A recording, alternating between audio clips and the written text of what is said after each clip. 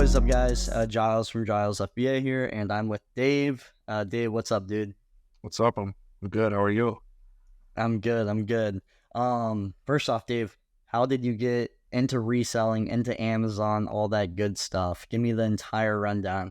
Yeah, so back when I was probably 12, 13 years old, my uncle had actually started to get into it himself, and he would tell me these stories about how he'd be going to like a garage sale and find something for a few dollars and sell it for a few $100s. And as a kid that age, that was incredible to me. I wanted to do it. So when I was 16, I got the courage to ask him to help me start that. And he kind of guided me through it. I started just selling on eBay, just like how he did. I knew my goal was to go into Amazon, but starting with eBay was the route I took. And it took me about 7 months before I started Amazon. And then, ever since that, it's been crazy.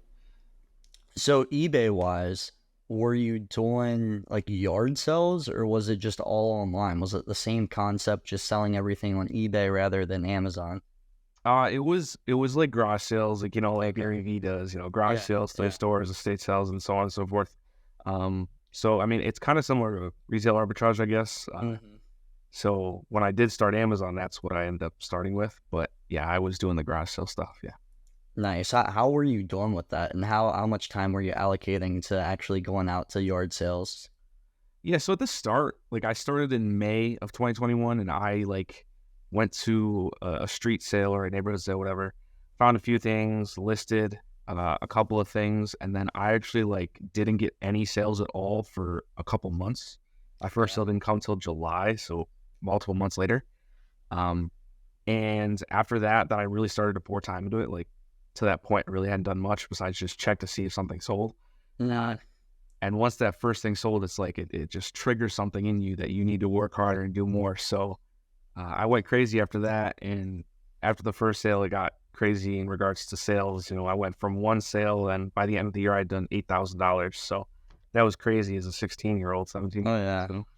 that's awesome. Were you utilizing like promoted listings and stuff of that nature on eBay, or were Yeah, you I just do. kinda... Okay. Yeah, I usually do promoted listings. I think it's worth it because it's a couple percent of your sale. Yeah. And with eBay, your margins are way higher, so you have room for that. Exactly. So I always do it. Yeah. I'm curious, what would you target? What was it? Shoes? Was it golf clubs? Was it mugs? Like, So at the start, yeah. So at the start, it was kind of all over the place. I remember my first item I ever bought and sold was a calculator, believe it or not. And then I did a lot of electronics, old DVD players, CD players, and such. And then towards the end of the year, I sort of niched down into some comic books, actually, and I still do comic books. My dad, eBay? yes, on Nice. eBay, and my dad gave me his collection, and we do profit split. I still do that. I sold, like $10,000 worth of comics. That's awesome. Which is just, and it's fun too, because once you're doing the same type of item over again, you get really good at it. Oh yeah. Listings come down to like 5 minutes a piece, and then it'll sell for like $20. So it's crazy. But yeah, now I pretty much just do comic books, and then I do my Amazon returns go on there too. Nice. Okay. Yeah, I actually had that noted. As you just hit that, so you liquidize your unfulfillable Amazon returns just on eBay? Yeah, most of the time. Yeah, unless sometimes I'll just keep it or give it away to someone who wants it. But if it's something that no one wants, it's going on eBay or something of high value. Yeah, that's definitely the best way to do it. I'm personally pretty lazy when it comes to that kind of stuff. Yeah, I wait till I get a big pile going too. Yeah, so I still have a huge file. So I haven't quite got there with listing everything on eBay. All right, well, kind of getting away from eBay and talking more Amazon. Do you do mostly OA, or are you still going out like into stores, kind of like that eBay type of feel? Yeah, so at the start, like when I first did Amazon, I did retail arbitrage for like a full 8 months before I switched to online arbitrage. Okay. Now I do mostly online arbitrage, but I still do some RA because it's fun. And like last month with the back to school backpacks and such, I went crazy with that. Okay. So that was all RA. I did like 20 grand worth of RA That's last awesome. month. So it was definitely the move. But mostly OA, yeah. With RA, because I do like zero RA for the most part. Were you just like going to Walmart and Target and grabbing like those backpacks that were marked down and marked up on Amazon and just basically getting them in hand and FBMing them? Well, I'm for assuming. last month, what I was doing is I was going to stores like TJ Maxx and Marshall Okay, I see. because they got the discounts that are good. Gotcha. Yes, just FBMing them. I sold like 300 or 400 of them. So it was So, many carloads, many carloads. are you in with like the managers there? Well, at the one store, it's called Gabe's. I don't know if that's like Gabe's, yeah. I love Gabe's. the one manager. Her name's Brenda. She would see me literally. I'd be there every single day for a whole week, and she'd be always happy to do my tax exempt every single day. That's awesome. So we were on first name basis. Yeah. Old Brenda, the plug. Gotcha. Yeah. That's funny. Yep. So the main retailers for RA are definitely like the Gabe's, the TJ Maxx's, the Marshalls, Mhm. rather than the Targets, the Walmarts, that type of thing. That's where you've seen the most success. Nowadays, yeah. I mean, Okay. when I was first doing OA or RA Yeah. for Amazon, I only did Walmart clearance pretty much. Okay. And I made $15,000 just off the Walmart clearance aisle at my local Walmart. Like, it's so Isn't that wild? that it is wild. Like, thinking back, because at the time it was like, okay, but now it's like, how did I do that? Because now I'll go into the Walmart clearance when I'm just there, and there's nothing. I feel like Yeah. it was so much easier a couple of years ago to do RA at Walmart. I never really found any success at Target. Even now, Okay. it's like tough for me. But Walmart, it's tough. There's still hidden gems, but I feel like it's a lot harder to do RA at Walmart than it used to be. Do you have any idea why it's tougher now compared to 2 years ago? I mean, my only theories are that there's well, first off, that was still COVID. Yeah. So they had to liquidate a lot more things because Yeah. people weren't buying as much. Yeah. And I mean, that's probably one of the biggest reasons I'd say.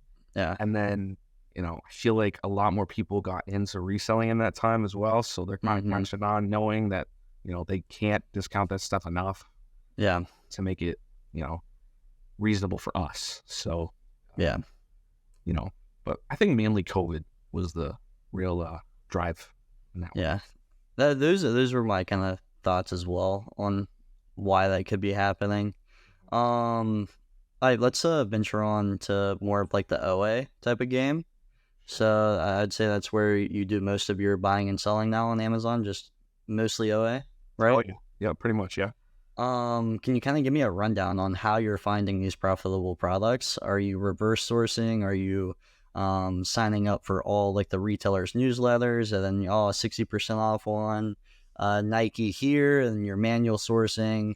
I don't know if you have VAs or you're sending your VAs off to manual source for you. Kind of just give me like the entire rundown on how you're finding all these profitable products to flip to Amazon. Yeah, for sure. I mean, it's kind of a mix of all that, but Okay. I have one VA who, does sourcing for me. He does both manual and reverse. Okay. He does more manual, and so do I. I prefer manual sourcing. I find better products that way. Just like you said, I sign up for every single newsletter possible. Nice. And I'll run through that spam email and look for the discounts and go. Yep. I also have a group chat with a couple of the guys that we shoot deals over each other. So Nice. that's always helpful. That's big. Yeah. Yeah. So I mean, just the manual sourcing. I have my favorite sites, of course, that I frequent as often as I can, and then that's pretty much it. Yeah, manual sourcing is the big one for me. A few questions here. VA wise, is your VA overseas, like in the Philippines? Yeah, the one that I have is in Indonesia, actually. Okay. How did you go about the hiring process? And then also, did you train them? Were they already trained? How did you kind of implement him into your business? Yeah, so when I first posted job listings on all different, the main sites like onlinejobs.ph, all those, like, Yeah. I had like, I think like 40 applications to go through, and a lot of them are junk. And then I came down to, I think like 5 I narrowed it down to, and then I did 5 interviews. His interview just stood out because he had previous experience. The other really had limited experience, or they had experience with like private label and stuff like that, which is really not applicable. But he had previous experience as, a VA, and the reason he had left that previous seller was because they just simply stopped paying him in general. He was doing work for free for over a month, he said, and he was asking me what he should do because he technically was still working. I told him leave and stop, because he felt bad. So he's a really charismatic person. But he had previous training, and then we did, for the first month, we did 2 Zoom calls a week where we would source together, and then he would also watch me source the first day of the week. The second day of the week, we would source together and then bounce products off each other. Nice.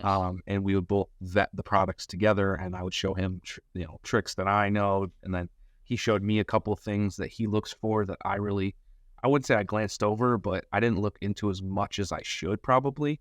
Yeah. So he's actually taught me a couple of things, and I've honestly taught him several things as well. So that's kind of how it went, and I've had him employed for over a year now. I got him August of 2022. So oh wow, going great. Yeah. Isn't that weird how that works? How just hopping in those 2 calls a week, I mean, you're learning stuff as well, which is crazy. Yeah. The time I hired him, I had only been doing OA for not too long, a month and a half maybe. So I was still relatively new myself. Okay, that's awesome, dude. I'm curious if you're paying him hourly or on a monthly salary. We started off with a monthly salary, but now it's more hourly. Gotcha. And he doesn't work the same amount of hours every week. I have a set amount of leads that I want him to get per week rather. And then however many hours it takes, that's what we go with. So I'm curious what the requirements are. Is it 100 plus sales a month? Is it 25% plus ROI? What kind of standards do you set for, I don't know, say he's getting you 10 leads a week or whatever it is? Yeah, so I have, I do 30% plus ROI. Okay. I like to stay above a 10 to 15% margin. Okay. Think about that. Yeah. Which is pretty easy with 30% ROI. Yeah. And 100 plus sales a month, yes. But if it's a really high ROI, 80%, I can go below 100. Yeah. Especially if there's low sellers. So those are the main 3 categories. Yeah. Yeah. That's what I assumed. I just wanted to see if you had any more that you kind of tossed in there. Also, as we're talking about kind of systems VAs, that type of stuff, do you have a prep center? I know you were talking about FBMing back to school stuff, but that's kind of seasonal. I'm assuming coming up on Q4, you're going to FBM a ton of stuff as well. But just for the everyday non-seasonal items, do you have a prep center that you're sending products to, paying them a flat rate, that kind of thing? As of now, I actually don't. I have the capabilities to do everything myself here. I have all the space I need for it. But I do want to get one probably within the next couple months before Q4 really hits. Just to have for a few things. I'm still torn as to whether I need it or not, because it's another expense, of course, but it saves a bunch of time. So correct. I might end up waiting till the start of next year. I'm not 100% sure because I really don't know as of now. But right now, I do not have one. I have never had one. I've always done myself. So, yeah. Yeah. I mean, that makes sense. I feel like a lot of people have one now. Yeah. So I'm a little bit of the oddball that way, I guess. Yeah, I'm the complete opposite. I run everything through a prep center. Granted, I do a bunch of different things, outside of Amazon, I guess. So, like you said, I'm time limited, I guess. So I'd rather outsource and pay that flat rate per unit, and save my time as I'm using my time on other things. But yeah, I definitely see where you're coming from. Maybe it would be in your best interest to potentially hire a few friends to come over a few times a week and prep for you and pay them $15 an hour or whatever. I do this because I lister, actually. You do. There you go. I mean, he comes over, yeah. Yeah. Here, but yeah. If I had the space and I mean, where I live now, I don't really have too many friends around me, but that'd definitely be the route I'd go. I'd save a lot of money on prep. Um, but yeah, that's definitely the route I'd take there. Yeah, it's exactly what I do every, especially last month, because she was helping me pack FBM orders too. Especially over the weekends when I'd have a ton of them to do. She would help me with both the shipment and the things. You know, she's saving for a car, so it works out for her. Hey, there you go. So yeah, it's good. Yeah, that's good stuff right there. um, okay. If you were to start over, so back right before you hopped on Amazon, so transitioning from eBay to Amazon, what would you do differently? I think I would definitely not limit myself to just RA. I think I'd Okay. hop into OAs a lot sooner, probably maybe a month in, maybe just get, a few sales RA and then go full blast with OA because OA has a lot more potential. Yeah. I think that's probably my biggest regret as well, is just not starting OA early enough. Mm-hmm. But other than that, I mean, that's really the biggest change I'd say I'd make to my, if I had to start over. But other than that, I feel like the majority of things I would do very similar. Obviously, I wouldn't make some of them same mistakes. Yeah. To like buying bad products, but as regards to the process and the timeline, I would start OA faster for sure. Why do you think you waited so long to start or OA? My bad. Because I know a lot of sellers that do the same thing. Oh, I'm strictly RA. I'm like, why are you limiting yourself? Well, what's the thought process behind that? Is it just like I'm comfortable with RA? I know it works. I want to master this before I go into something else. Is that kind of the process? I think it's definitely a mix of all those. I know it's definitely something with, you're comfortable with RA. You know you're going to find stuff. The competition is a lot lower for RA, which is a huge thing. No, and also learning OA is a whole different world from RA in regards to software and stuff like that. It's a lot more to learn for RA and a lot more to adjust to and that kind of thing. So I feel like between the, being comfortable with RA and the learning curve for OA, those are the two biggest reasons why many people, including myself, start OA a lot later. Yeah.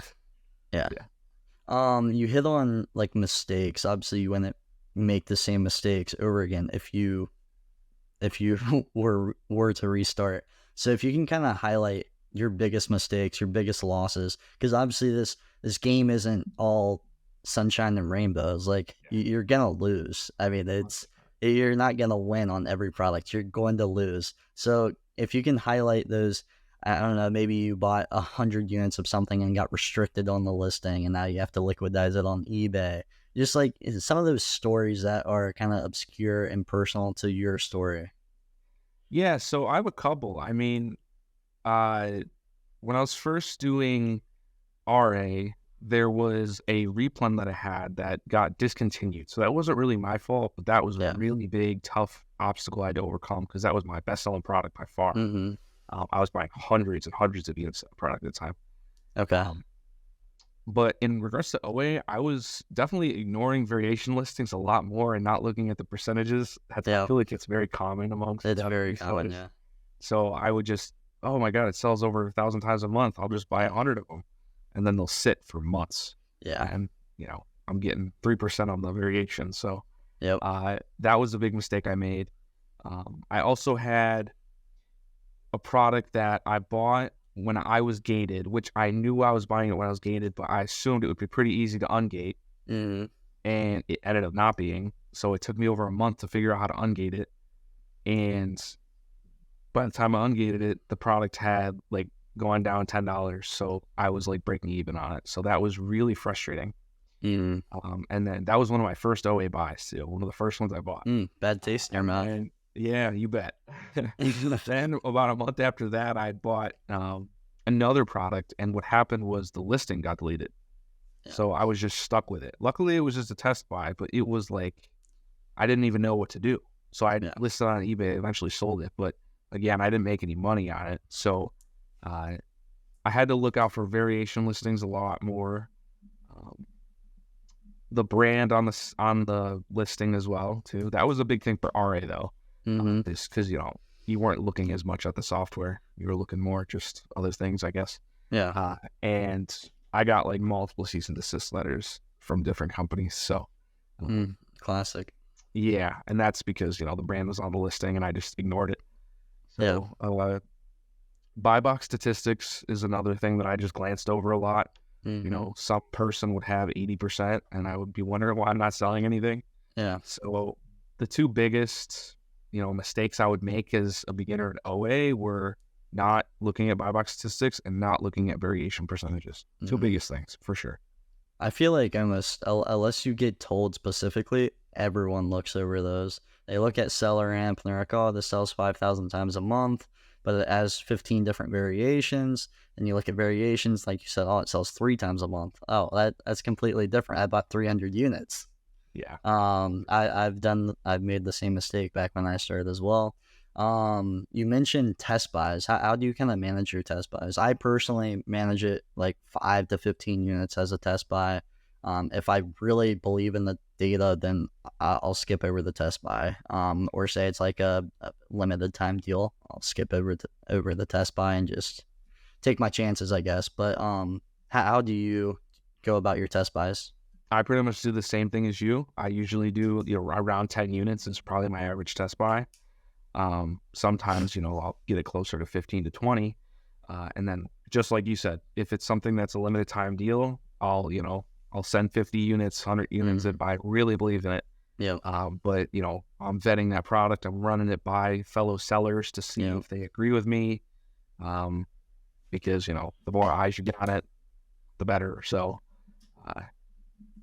yeah, those are the two things I'd say for sure that I do for test buys. And as far as RA, when I was doing test buys, I just really didn't do test buys. I only did test buys on things I thought would be able to replen. But most of the time when you're doing RA, it's limited quantity. You just buy everything. Yeah. Take the chance. And for RA, I don't really remember getting burned on that as much as I could have. I think I get burned more on OA test buys than I do RA test buys. Probably because the competition, again, there's more competition for OA. Yeah, that's exactly what I was going to say. I mean, yeah, if there's a limited time deal on the front page of Nike, a lot more sellers are going to see it rather than in store at Gabe's, like you mentioned. So, yeah, the competition is definitely where you can get burnt. But like you said, the opportunity, OA versus RA, is unreal. Especially you can do everything from your desk, which is amazing. You mentioned multiple times, like, kind of small groups in terms of, like, other sellers. How big has that been for you? Oh, that was huge. When I first started doing that, like, getting the little groups of people, like, it just changed the game. Now I have my little group. I think there's 5 or 6 of us in there, and it's great. We do Zooms together. We'll source together. We'll share products together. It's, get advice together. For events, we're going to meet up together, something like that. So it's really nice to find your clique, I guess you'd say, of people to hopefully be around your level or a little above, a little below. So yeah, that's huge help. I think everybody should try and do that as a seller, get in a little group with people that are around your level. You won't believe the growth you'll get just from doing that.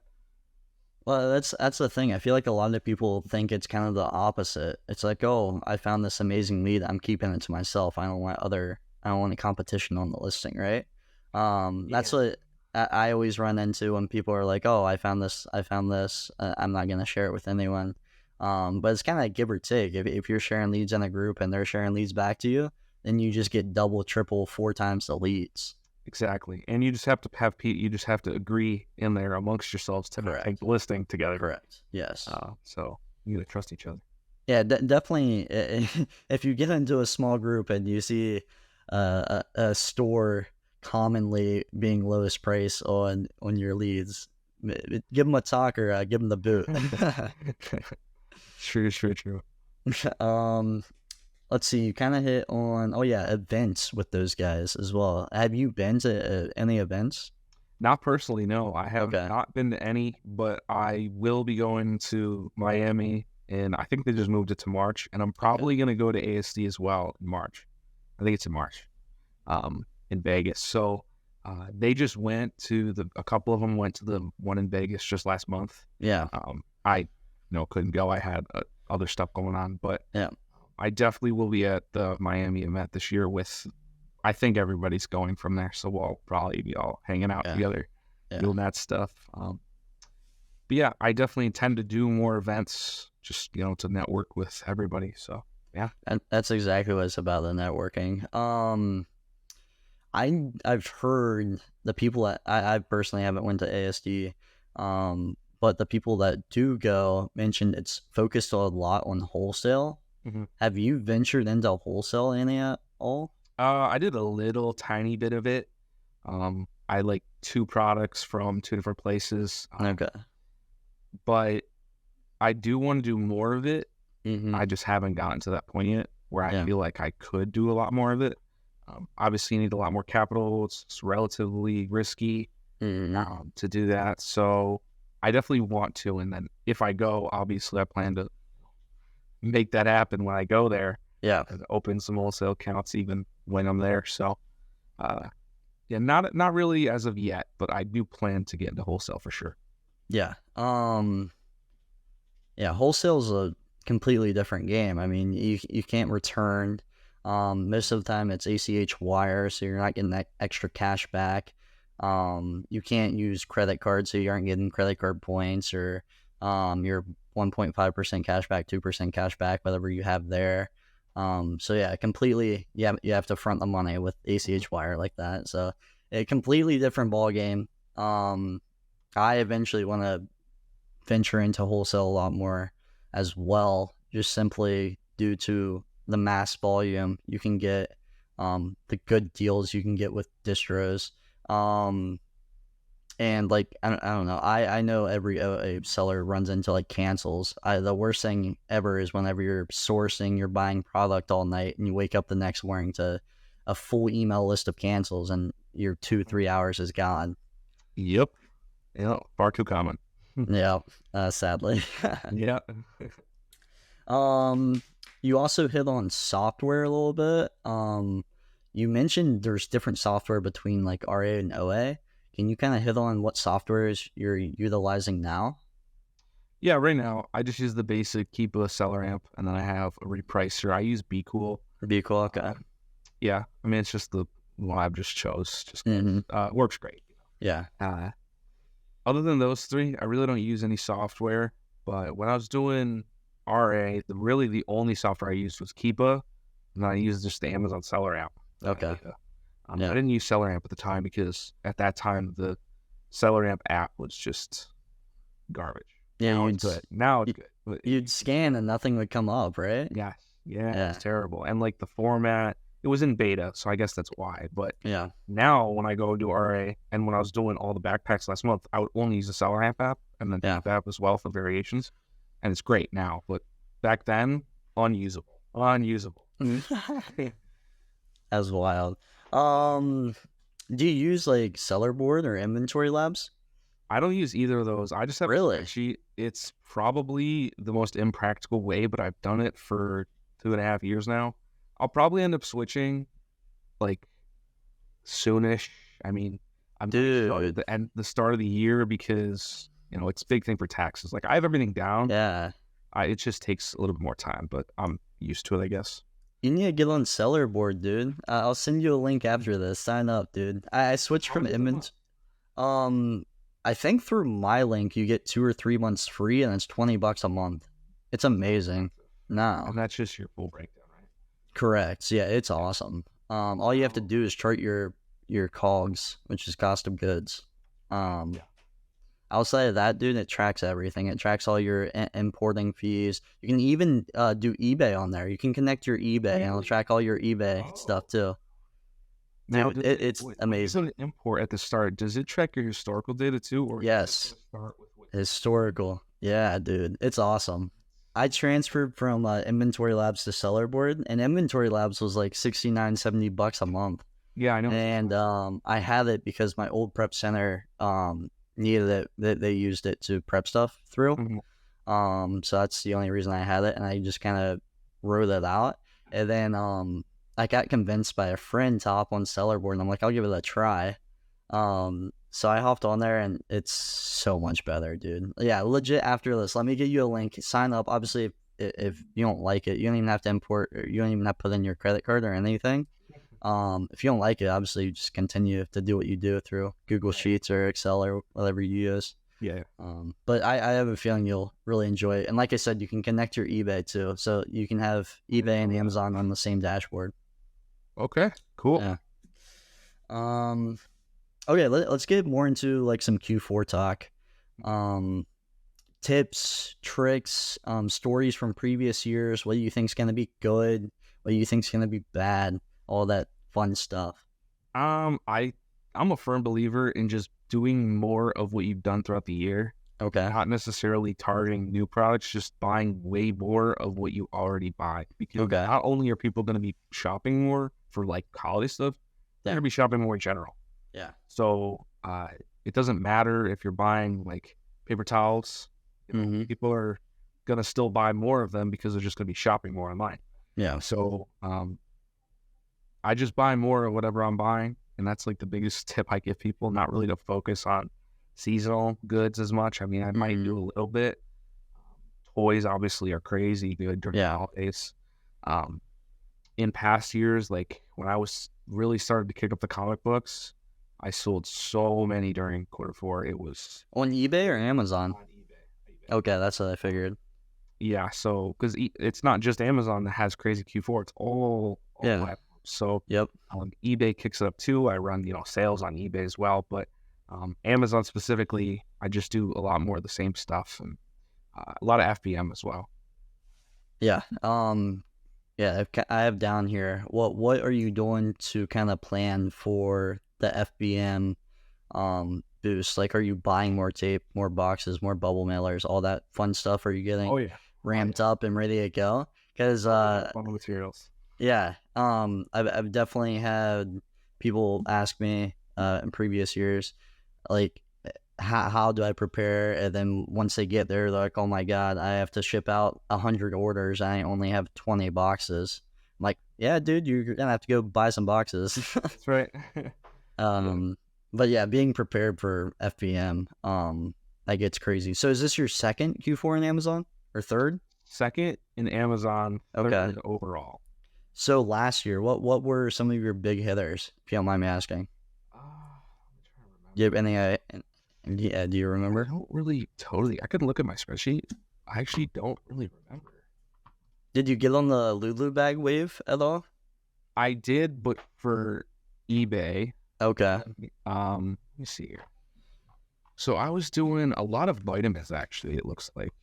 Interesting. Yeah, a lot of vitamins. I did beauty products like big. Yeah. Makeup in general. So those are the two big ones that I'm seeing a lot here. A whole lot of vitamins in all of December. Wow, that's a lot of vitamins. Vitamins were going crazy, apparently. Yeah, okay. I mean, not what you'd expect, but vitamins I was buying, apparently.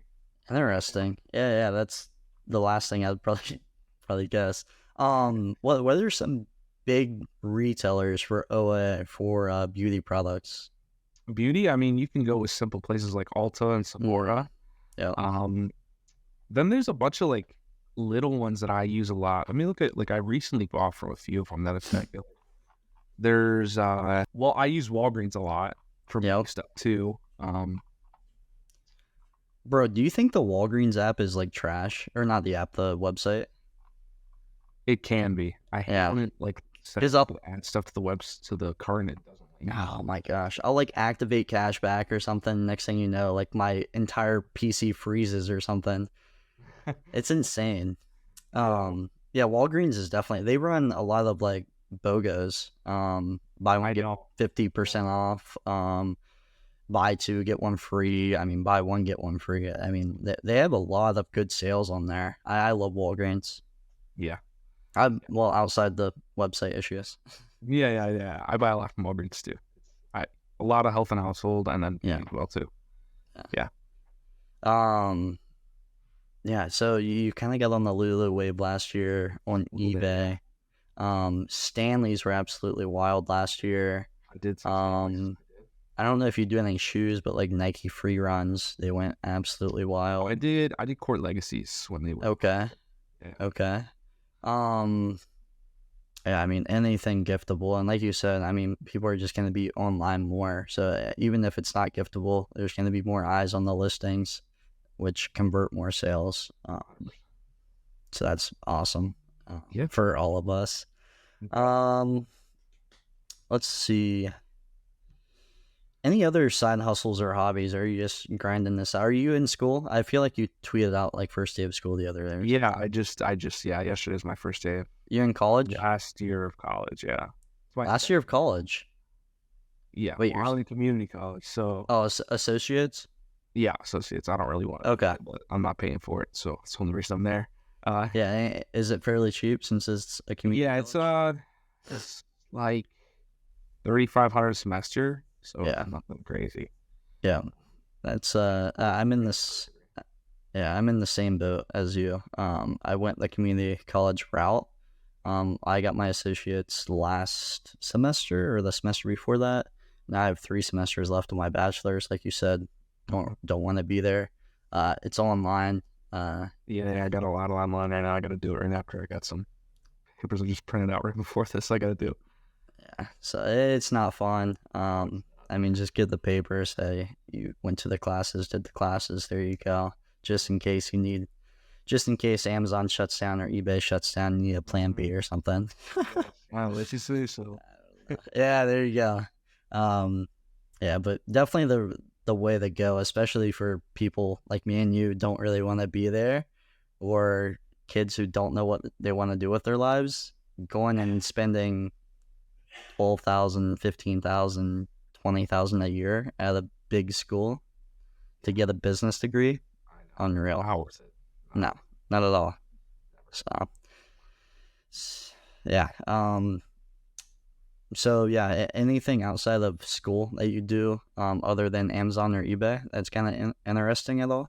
I mean, not really. I got like a couple little things that I'm planning to do, in regards to just little projects to make money. But okay, I help a couple of my friends who are doing little business stuff. I give them general consulting advice. Okay. When it just comes to business in general.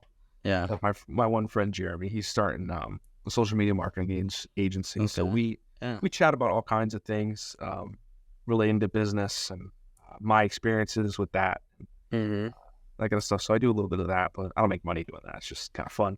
And then I have a little startup I'm starting. I don't really want to go into details because it's just an idea as of now, but it has nothing to do with Amazon. Can you give us any overview? I mean, it's a service-based business. Service-based? It's a business-to-business business as well. How that was. Okay. Okay. And it revolves around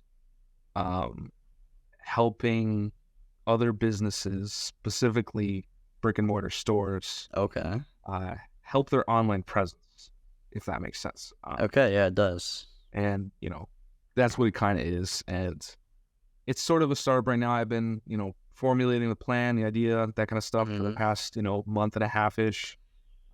I got, another person who's helping me out with it. Nice. And hopefully we'll get that going soon. But that's just another business that I'd add to my collection, I guess you'd say.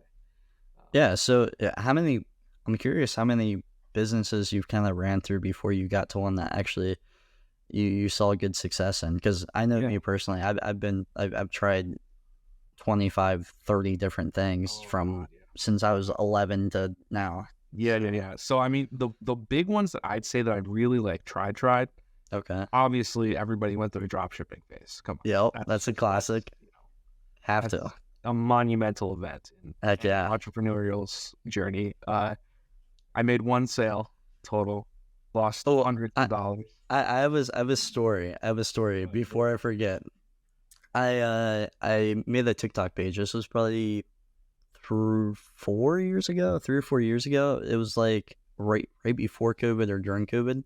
There's this product I came across on Alibaba. I was always on Alibaba looking up these products, seeing what kind of bulk deals I could get, searching them up, seeing if they would be a successful dropshipping website, blah blah blah. Anyways, made this TikTok page. It was like a handheld nose sucker thing. Basically, it would get out blackheads. Oh, jeez. So I would have my sister record like her taking out my blackheads and like doing like I have like some back knee. She would like record that. Dude, like 4 or 5 videos got millions of views on TikTok. Okay. And guess how many sales I converted? How many? I have no idea. 0. What? Really? I mean, Oh, the website was horrid. Like it was legit my like first go at drop shipping though. If I knew how to make like a proper like Shopify website, I probably could have think converted. it Yeah. would have been solid. But yeah, legit million. I mean, everyone wasn't there to like buy. They just thought like it was like satisfying to see. I don't know if you ever seen them. They're kind of gross and weird. But I'm like, oh, this is like people like to like watch this kind of stuff, like Dr. Pimple Popper or whatever. People like to watch that stuff. Yeah. So yeah, that's my little drop shipping story that was a fail, but in my mind, I mean, I don't know. I probably collected like 5 million views off. I mean, I'd post like 3 times a day for a month or two, but yeah. Man, if you just had that website, you probably could I know. gold. I mean, I know. yeah. So with my drop shipping, I made 1 sale total. Okay. That was it. Facebook. What was the product? It was during COVID, and it was these little bracelets that you put hand sanitizer in, and you could just push it and it would squirt it into your hand. So Really? I've never seen those.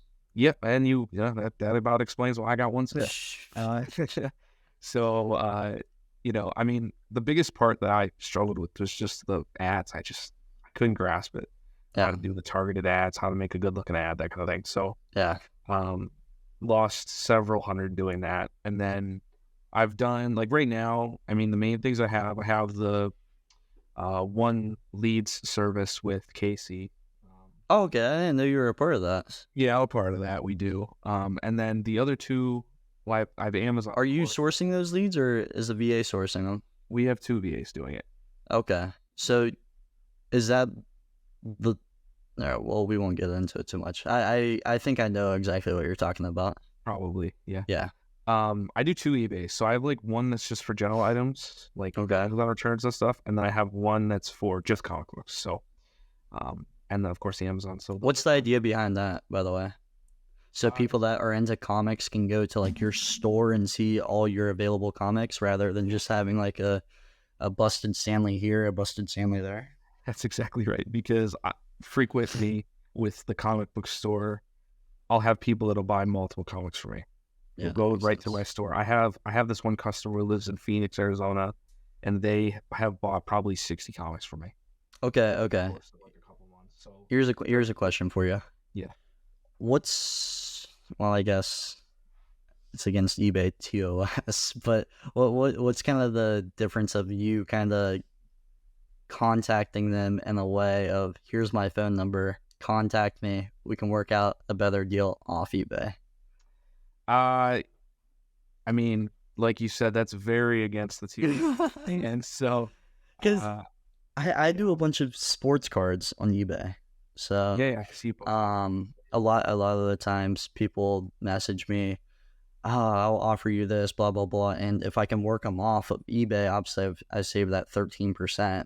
Mm-hmm. And we can come to a better number, and especially when you're selling a $5,000 card, that 13% is huge. Mm-hmm. So yeah, I don't know. eBay don't pay me, but I always try to. I mean, for small stuff, I don't care. For anything under $50, I mean, go ahead. But if that guy's buying 60 comics off you, Yeah, I mean, yeah, I don't know. Yeah, I feel like you. I don't know if you can like.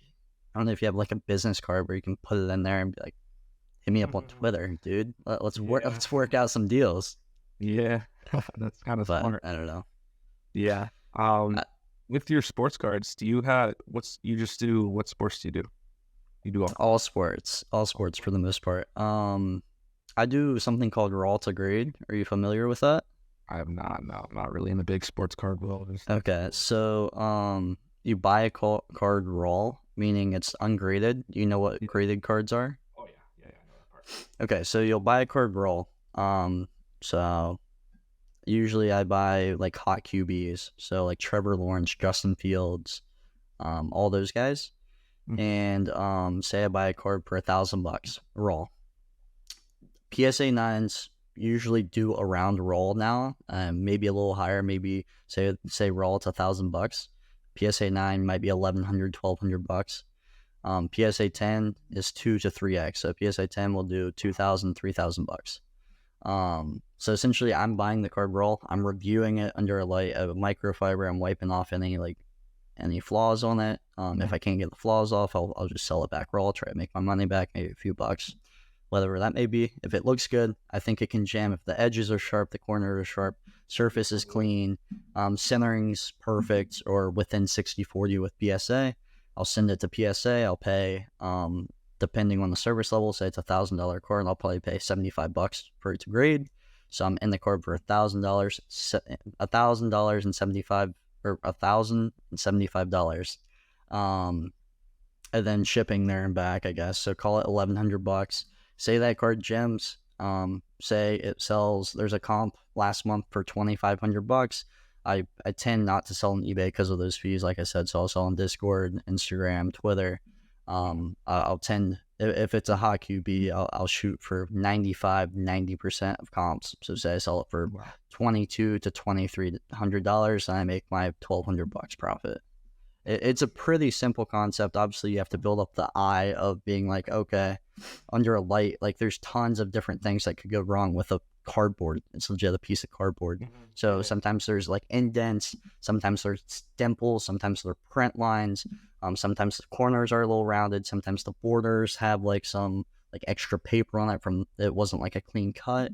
There's so many different factors that go into it, but I would probably say my PSA 10 gem rate is probably anywhere between like 70 and 80%. So meaning every time I send in a card, 70 to 80% it'll 10. So usually 3 out of 4 cards I'll send in will PSA 10. That's awesome. So whenever you're working with $5,000 cards, I mean, you're working with big margins. You're sending in a card in hopes that it tens, and if it tens, I mean, you're up 6, 7, 8, 9, 10, $10,000 even. Or if it tens, I don't know if I said, if it nines, then you might break even. You might lose a few bucks, you might lose a few hundred, but the risk to reward's like almost always there. Right. So if you have extra time, I mean, looking into it's definitely worth a peek. I mean, I even do cheap cards. I'll buy a card like clean raw anywhere like $30 and up, and you can send them in as a bulk service. It's $15 to slab them. Right now they're doing like a September $15 card thing. I think you have to send minimum in 20. You'll get them back in like a month and a half, 2 months. But buying just like clean cards in hopes that they'll gem, sending them in, and then flipping them for 2 to 3x. I mean, it's good stuff. Have you had it where you bought a little too early on a quarterback? Like, let's just say, Mitch Trubisky back, when he got the dot. That's funny. That's the thing. I'm not buying cards in terms of holding and hoping they're good. Like right now, I'm getting back a lot of like basketball from PSA, so I'm buying in the off season more so. I'm not buying when these guys are out there and they can break their leg and I can lose money. And also, like, say I do put $5,000 into Mitch. Even I don't even know if he has a card worth $5,000, but say I did. And I grade it at $5,000. I grade it at the highest service level, and I get it back within a week, and I'm selling it. So it's a small time window where they can really mess up.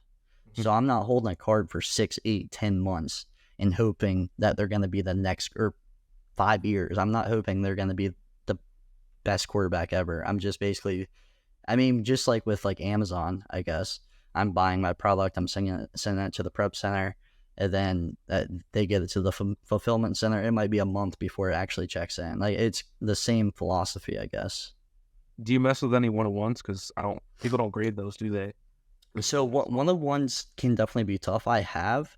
They can be either super tricky or super good. I'll give you an example. There's a 101 I bought not too long ago for $4,500. which was a lot of money for a 1-of-1, considering there's no comps. Meaning this card could technically be $2,500 or $10,000. Like, but the thing is, with a 1-of-1, you only have to find the one person to convince to pay you higher than what you paid. Whatever, yeah. So I sold that card for $7,500. Wow. So it was a risk because I could have, but basically you compare it to other, like, the same cards, different players, other 1-of-1s of that player, because like in sports cards there's certain sets that are better than others. There's certain products that's better than others, so you can kind of get a general idea of what kind of value it's at. But a $4,500 card, like I said, that could be $2,500 or $10,000. Like, that guy could have bought that for $7,500 and sold it for $9,000. You know what I mean? So, but that's the thing. I tend to stay away from 1-of-1s unless it's something I feel like has, like, I can sell for a quick buck. So right.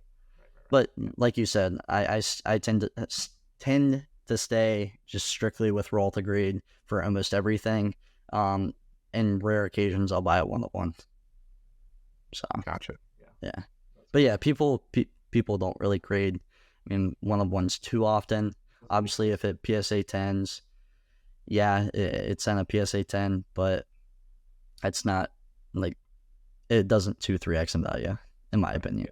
So no, yeah, I get it. Yeah, like, I like Fallen. I think it's cool that, like, some of the cards I'll watch people do it, especially when you see, like, I'm a big Bills fan. I live in Buffalo, so okay, I like seeing, Josh yeah, stuff like that. Yeah, I mean, his cards are expensive.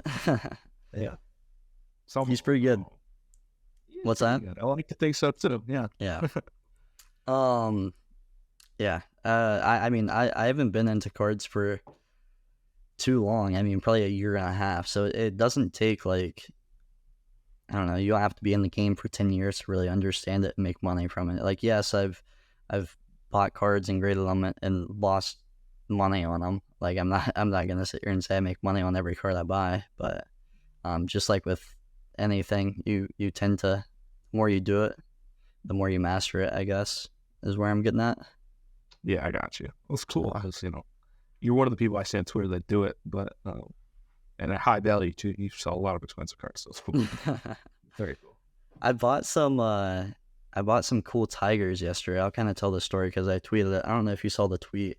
I bought these. I mean, you won't know the sets or anything, but they're PMGs. They're precious metal gems, and they're Tiger Woods. So Tiger's the only guy I PC, which is personal collection. So he's the only guy I collect. So I have a lot of his autos, and there's these two cards that I bought yesterday called PMGs, which is precious metal gems, and they're out of 125, and they're from 2013, and they're super rare cards. So for instance, I got a BGS 9.5 and a BGS 9, which I don't know if you're familiar with BGS. They're more strict, aren't they? Can be. I don't know. Yeah, it depends who you ask, I guess. But basically PSA is up here, BGS is here now in the card market. It used to be BGS is up here, PSA is here, like early 2000s apparently. But basically I have a BGS 9.5 and a BGS 9. So the last BGS 9.5 comp is 13,000, but the one before that was 18,000. And then the last PSA 10 comp, which was last May, was $66,000. So the story behind this was I went to a national card show. So kind of how we were talking about, like, ASD and events. There's a bunch of card shows. So I don't know if you heard of, like, the national card show. I think biggest card show in the world. I don't know. I think it's 4,500 tables. They rotate through Atlantic City, Cleveland, not Dallas. Where did I go this year? Chicago. But essentially 2 years ago, I went to my first national card show, and one of the first tables I walked up to, I wasn't collecting Tiger or anything. I saw that PMG, like, purple out of 125 card, and it was on a PSA 10. I figured, okay, this is probably $1,000, $2,000. I go, how much for the Tiger? He goes, 75,000. I said, 7,500? He goes, no, 75,000. I said, what? He's like, yeah, dude. I'm like, he's like, one just did 66. I'm like, oh my God. I'm like, that's wild. That is So wild. ever since then, ever since I started collecting Tiger, I've always been looking for them on eBay for good deals and stuff. So I was able to buy two, and I got two Jambalailas as well, which is like a sick card variation as well. I'll send you pictures along with the Yes. seller board link after this. They're sick cards though. Um, but yeah, to pick up those yesterday were definitely big. And with those, I didn't even get into like the whole cracking and grading or cracking crossing. Sending me the different ones, right? Yeah, so I will probably so the BGS 9 and the 9.5 both have good subgrades. So BGS they do subgrade, so it's like okay, centering's a 9.5, edges 9, that kind of thing. PSA doesn't do that.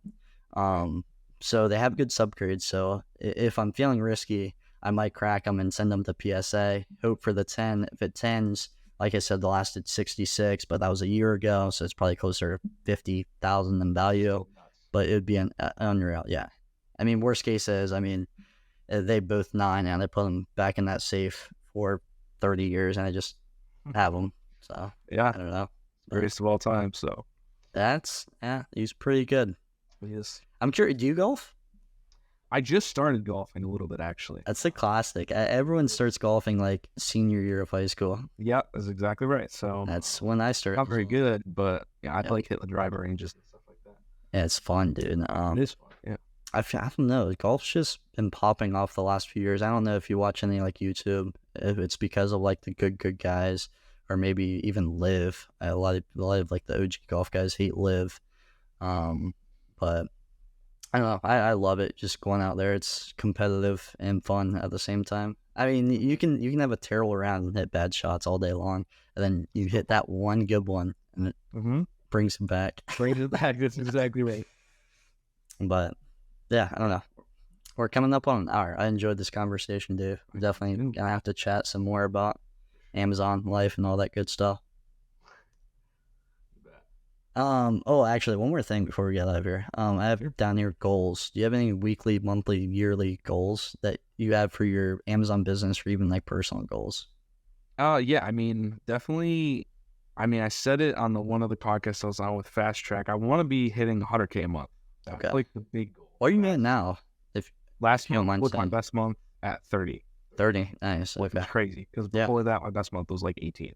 Yeah, Now that was because of all the backpacks, so I don't expect to be able to hit that again. But yeah, definitely next year, I could see myself hitting that 50 to 100K month because of backpacks next year in August again. I can see that happening. So next year, what's your idea next year for like the backpacks? Were you kind of early, late, like kind of in the I was middle for the late. backpacks? Okay, I didn't start till like a week into August. next year I know you're gonna be ready for it. Oh my God, you have no idea. I'm renting a U-Haul. I'm going There it is. hundreds of miles There it all is. around, and I am going to be getting. I'm hopefully going to spend legitimately 30K on backpacks, 40K on backpacks, which should in turn, the sales are double that. So Yeah, that's the goal, and I could see myself hitting the 100K month that month if I do end up getting it. Now, realistically, I think a 50K month is realistic next year for sure, and that's a crazy goal. Like that's just unreal. yeah, That's the average American's income in a year. So exactly. I would love to do that. As far as like a monthly goal, I really don't like my bare minimum that I want to hit every month is like 15K in sales per month. For me, that's like what I like to hit. And then once I can consistently hit that, because I haven't been able to really consistently hit it yet, I'll be able to, then I'll up it to probably like 20, 25 as my consistent goal. Because I like to be able to hit it like 2-3 months in a row, and then I could confidently move the goal up. But as of now, I've hit it multiple times this year, just not really in a row, for a variety of reasons. But those are the sales goals, I guess, that I have. Yeah. So you mentioned like 15. That's kind of what you shoot for currently, and you said you haven't really been able to hit it too consistently. Why do you think that is? Is it a cash flow reason? Is it because you're spending 15K or 10K in a week, and then you have to wait for that inventory to check in? then sell, then get your money back, or like what's kind of the reason behind it, you think? Yeah, I definitely think it's capital for sure. Yeah. And then just, it's probably mostly capital, I'd say. Yeah. And then, of course, bad buying decisions are inevitable. Mm-hmm. You miss on products, Right. and that's drags you down a bit. But definitely the capital restraints. Yeah. Because like I have the leads to spend. Yeah. But yeah, that's really it. The capital restraints. Okay, then you mentioned the 100K a month goal as well. What are you gonna do now until you hit that goal, to kind of scale up to that 100K a month? Is it getting the prep center? Is it hiring more VAs? Is it I don't know. Yeah, just go ahead. I think it's more of just adapting to having, because I have Amex Gold now, which is still new. I've only had it like a month or two. Okay. And that one, like, there's no presets limit, so I'm still adjusting to be able to spend more. Yeah. So I think once I have more time with that under my belt, I'll be able to just scale up slowly, and then of course maybe another VA would help. A prep center, I definitely think it's in my future for sure. Yeah. Probably sooner rather than later. And we'll see. That might be the difference. I don't know, but I know for sure that that's what I want to do. I mean, even with a prep center, if you're still prepping yourself, like, so you can kind of pick and choose, right? If you're kind of prepping like cheap stuff, say you're buying stuff for $5 and selling it for 18, and the margin's kind of slimmer. I mean, and you choose to prep those yourself rather than sending them off to a prep center, and letting the prep center handle like the big stuff that you're buying. I don't know if you do like too much big stuff, but say you're buying stuff for $100 and selling it for $210, $220, and I mean that $1.25 or $1 a unit is worth it. Yeah, you don't have to handle big units. You don't have to see it. You just kind of pay that flat rate, and it's like, okay, yeah, I'm losing 1-2% maybe ROI. Exactly. Yeah. So that's my idea. Whenever people kind of ask me, oh, should I get a prep center or should I not? I mean, you can still prep stuff yourself. That's not taking that out of the equation. It's just kind of having something there for, I don't know, say you have, I don't know, like last month when you were doing backpacks, you were busy for a full month with backpacks, and those were pumping. But your VA still probably sending you leads, and if you can hop on for an hour at night and buy OA products and send them to the prep, I mean, you can kind of, yeah, two birds, one stone type of thing. I don't know. Yeah, I definitely think that's realistic. Yes. So, yeah. All right, that's all I got. You got anything else, dude? I don't think so, no. All right, do you want to plug your like Twitter or something? Yeah, sure. I mean, I'm DaveDoesEcom on all socials. Give me a follow. Yeah, go follow Dave. Dave, appreciate you coming on here. And like I said, we're gonna have to chat some more. Yeah, thank you for having me. Peace, dude. Take care.